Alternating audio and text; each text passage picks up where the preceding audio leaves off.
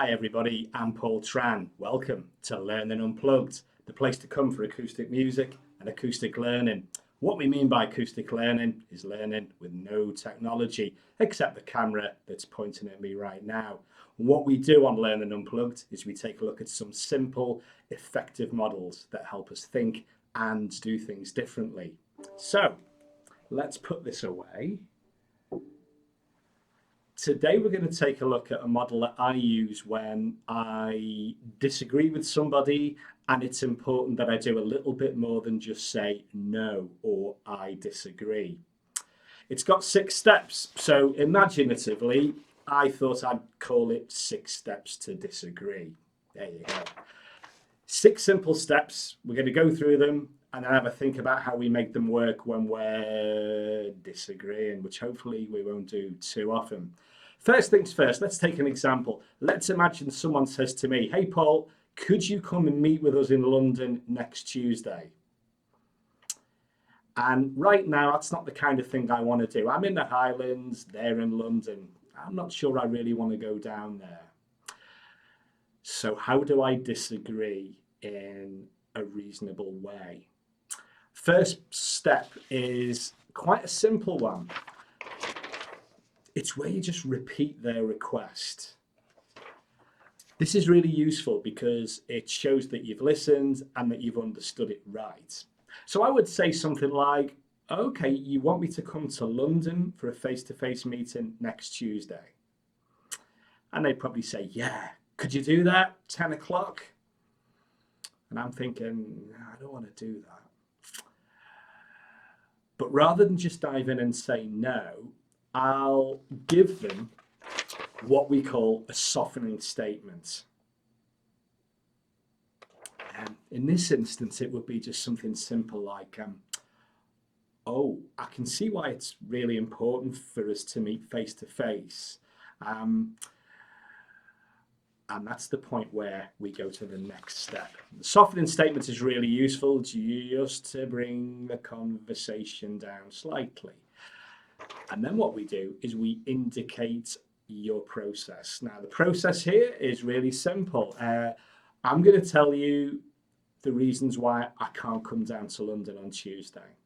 And what you're effectively saying is, no's coming, here's why.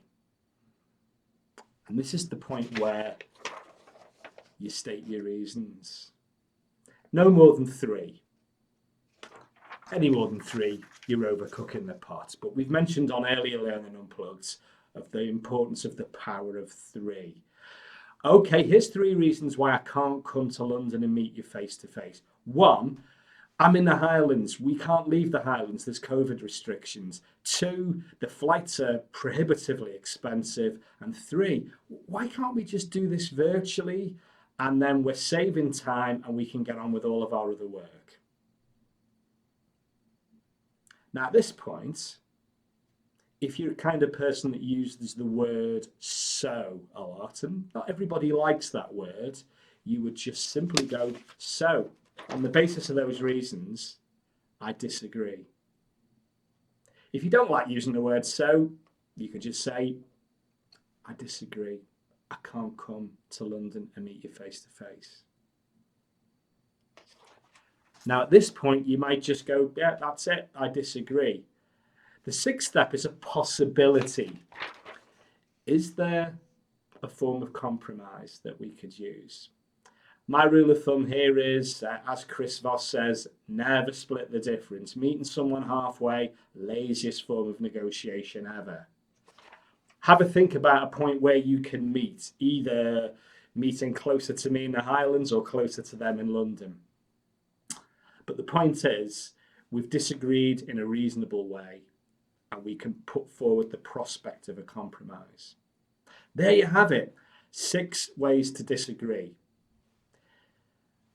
Repeat their request, give them a softening statement, indicate your process, go through that process, which is 3 reasons why you disagree, and then clarify that you are disagreeing. Your 3 reasons are the reasons why you're disagreeing. And then if there's a possibility of a compromise, you float that possibility. I use this one quite regularly, not just for going to meetings in London, but just generally. Most of the time, no is enough. But sometimes it's important to give good, coherent reasons. And this is a really good process. Give it a go. Let me know how you get on in the comments below. And if you want to have a look at other learning unplugs, you can try my website, ptps.co.uk, or the YouTube channel, which is Paul Tran Trainer. I hope you don't have to disagree very often, but if you do, you can either just say no or go through this process. Have a lot of fun with it, stay safe, and I'll see you on the next Learning Unplugged.